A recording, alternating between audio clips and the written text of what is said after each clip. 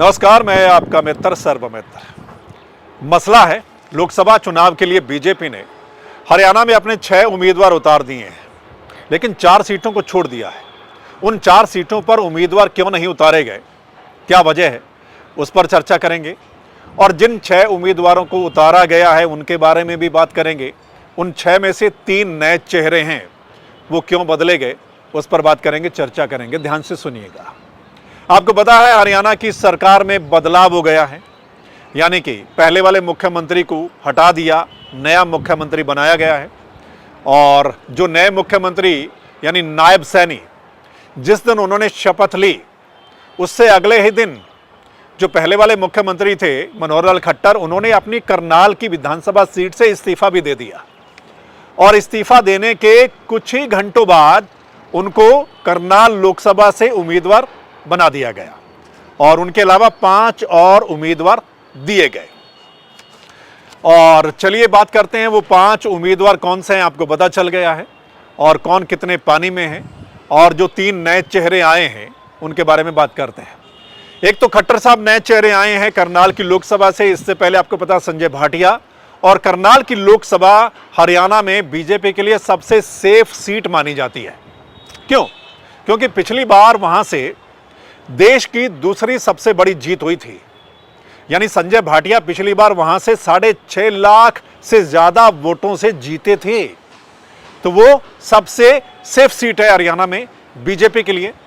तो सबसे safe seat पर ही खट्टर साहब को क्यों उतारा गया है? मतलब खट्टर साहब को सबसे सेफ सीट पर उतारा गया है बीजेपी की ओर से। देखना होगा सामने कौन आता है कांग्रेस की ओर से। मतलब फिर क्या रहेगा, जब कोई सामने आएगा फिर हम चर्चा करेंगे कि वहां पर क्या कुछ हो सकता है। अगला जो बीजेपी का नया चेहरा है वो है सिरसा से अशोक तंवर को उम्मीदवार बनाया गया है, जो कुछ दिन पहले ही बीजेपी में शामिल हुए थे। और सिरसा का टिकट काट दिया, जो मौजूदा सांसद सुनीता दुग्गल, उनका बीजेपी ने टिकट काट दिया। क्यों काट दिया? क्योंकि चर्चा है कि जो सर्वे था बीजेपी का, उसमें मतलब जो उनकी मौजूदा सांसद हैं उनके प्रति एंटी इनकम्बेंसी नजर आ रही थी, यानी लोगों में नाराजगी थी कैंडिडेट के प्रति। इसलिए बीजेपी ने वहां से अपना कैंडिडेट चेंज कर दिया। देखना होगा कांग्रेस की ओर से वहां पर कौन उम्मीदवार आता है। कुमारी सैलजा की बड़ी चर्चा है कि कुमारी सैलजा वहां से चुनाव लड़ सकती हैं। इससे पहले भी वो वहां से सांसद रह चुकी हैं। तो कुमारी सैलजा अगर वहां से आती है तो फिर वो इलेक्शन देखने वाला होगा। हालांकि आज इनेलो की ओर से भी दावा किया गया है कि सिरसा सीट पर वो कमाल कर सकते हैं। देखना होगा, जब सारे उम्मीदवार सामने आ जाएंगे तो फिर पता चलेगा कि कौन कितने पानी में है। और अगला जो बीजेपी का नया कैंडिडेट आया वो अंबाला से बंतो कटारिया। नेचुरली उस सीट पर एक नया नाम आना था, क्योंकि इससे पहले जो वहां से सांसद थे रतनलाल कटारिया, उनकी डेथ हो गई थी और यही लग रहा था कि उनके परिवार में से किसी को टिकट दिया जाएगा। तो उनकी पत्नी यानी बंतो कटारिया को वहां से टिकट दिया गया है। बाकी 3 नाम रिपीट किए गए हैं बीजेपी की ओर से। फरीदाबाद से कृष्णलाल गुर्जर हैं, और गुरुग्राम से राव इंद्रजीत सिंह हैं, और भिवानी महेंद्रगढ़ से धर्मवीर सिंह को टिकट दिया गया। हालांकि पहले चर्चा थी कि धर्मवीर सिंह को बदला जा सकता है, लेकिन आखिरकार धर्मवीर सिंह पर ही भरोसा जताया गया है बीजेपी की ओर से। अब जो 4 सीटें छोड़ दी गई हैं उन पर बात करते हैं कि वो 4 सीटें क्यों छोड़ दी गई हैं। पहली, रोहतक सीट। रोहतक सीट पर पेच फंसा हुआ है और फिलहाल जो नजर आ रहा है वो ये नजर आ रहा है कि वहां कांग्रेस मजबूत स्थिति में नजर आ रही है, जिसको लेकर यानी कि बीजेपी ने अभी वहां पर कैंडिडेट नहीं उतारा है। और यही चर्चा है कि बीजेपी वहां से अपने सांसद जो उनके हैं अरविंद शर्मा, उनका ट्रांसफर कर सकती है। यानी उनको या तो सोनीपत लोकसभा में भेजा जा सकता है, और अगर वहां ना भेजा गया तो फिर उनका टिकट कट भी सकता है। देखते हैं क्या होता है। और अगली जो सीट है वो है सोनीपत।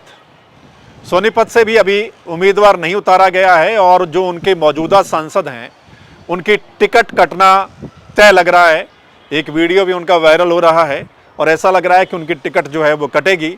वहां पर भी एक नया नाम बीजेपी को देना पड़ेगा। और अगली जो सीट है वो हिसार की सीट है और हिसार से जो उनके मौजूदा सांसद थे, आपको बताया बृजेंद्र सिंह, वो कुछ दिन पहले ही कांग्रेस में चले गए। अब बीजेपी को वहां से भी नया कैंडिडेट देना है, तो वहां पर कौन होगा? क्या कैप्टन अभिमन्यु या फिर बिश्नोई परिवार में से, या फिर रणबीर गंगवा का नाम भी चल रहा है? देखना है कौन वहां से बीजेपी का उम्मीदवार होता है और फिर वहां क्या नजर आता है। और क्या कांग्रेस में गए बृजेंद्र सिंह को वहां से टिकट मिलता है कांग्रेस की ओर से, या जेपी फिर मैदान में आते हैं? चलिए, और अगली जो सीट है जो छोड़ी गई बीजेपी की ओर से, वो कुरुक्षेत्र की सीट। अब कुरुक्षेत्र से उनके मौजूदा सांसद नायब सैनी थे, जो कि अब प्रदेश के मुख्यमंत्री बन गए हैं, तो वहां पर भी बीजेपी को अपना नया कैंडिडेट देना है। अब चर्चा है कि बीजेपी वहां पर नवीन जिंदल को अप्रोच कर रही थी, नवीन जिंदल को मनाने की कोशिश चल रही थी कि नवीन जिंदल को वहां पर लाया जाए। और खबर यह भी है कि शायद नवीन जिंदल इसके लिए तैयार नहीं है, और अगर नवीन जिंदल के अलावा कोई और फेस बीजेपी की ओर से आता है तो फिर वहां पर मामला फंस सकता है, ऐसा नजर आ रहा है। तो चलिए, ये 10 सीटें, यानी बीजेपी ने 6 सीटों पर अपने उम्मीदवार उतार दिए हैं, लेकिन 4 सीटों पर अभी उम्मीदवार नहीं उतारे हैं, वो हमने आपको बता दिया। वहीं अभी कांग्रेस की ओर से लिस्ट नहीं आई है। कांग्रेस ने 9 सीटों पर अपने उम्मीदवार उतारने हैं, क्योंकि आम आदमी पार्टी के साथ समझौता है और कुरुक्षेत्र उनके खाते में गई है। वहां से आम आदमी पार्टी ने अपना उम्मीदवार उतार भी दिया है, सुशील गुप्ता। बाकी 9 सीटों पर कांग्रेस के अंदर मंथन चल रहा है, देखना होगा। और ऐसा लग रहा है कि बीजेपी की लिस्ट के बाद कांग्रेस अपने उम्मीदवारों को उतारेगी, यानी कि बीजेपी की ओर से बाकी बचे हुए 4 सीटों पर कौन आता है, उसके बाद शायद कांग्रेस के उम्मीदवारों की लिस्ट आएगी। इसके अलावा इनेलो ने उम्मीदवार उतारने हैं और उनकी ओर से कहा गया कि वो 10 की 10 लोकसभा सीटों पर चुनाव लड़ेंगे। तो देखना होगा इनेलो की लिस्ट कब आती है। उनकी लिस्ट भी चुनाव डिक्लेयर होने के बाद ही आएगी।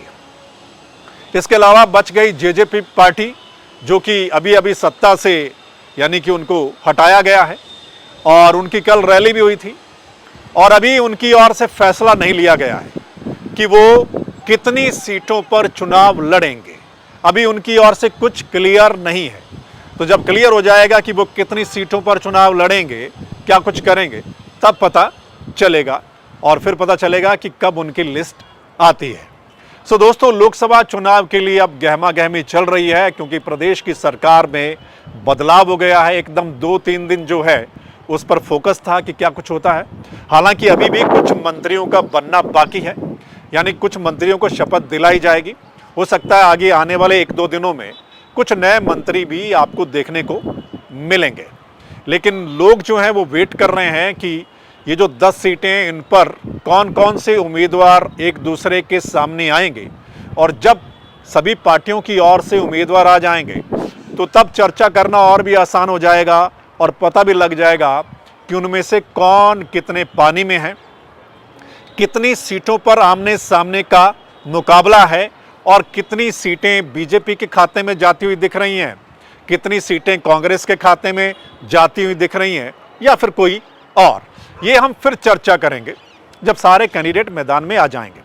लेकिन आपका क्या कुछ कहना है दोस्तों? ये जो 6 उम्मीदवार बीजेपी के सामने आ गए हैं और 4 पर अभी नहीं आए, आप जरूर बताइएगा कमेंट करके इस वीडियो के नीचे। और अगर आप इस वीडियो को शेयर करेंगे तो तमाम लोग अपनी राय जो हैं वो दे पाएंगे। और अगर ये चर्चा आपको ठीक लगी तो आप इस चैनल को लाइक, फॉलो, सब्सक्राइब कर सकते हैं। अगर ऐसा करेंगे तो आप हमारी आने वाली जो वीडियोस होंगी वो देख पाएंगे, क्योंकि अब हर रोज़ कुछ ना कुछ नई अपडेट आने वाली है, क्योंकि चुनावी मौसम आ गया है। फिर मिलते हैं अगले मसले के साथ। तब तक के लिए नमस्कार, आदाब, सत श्री अकाल, राम राम।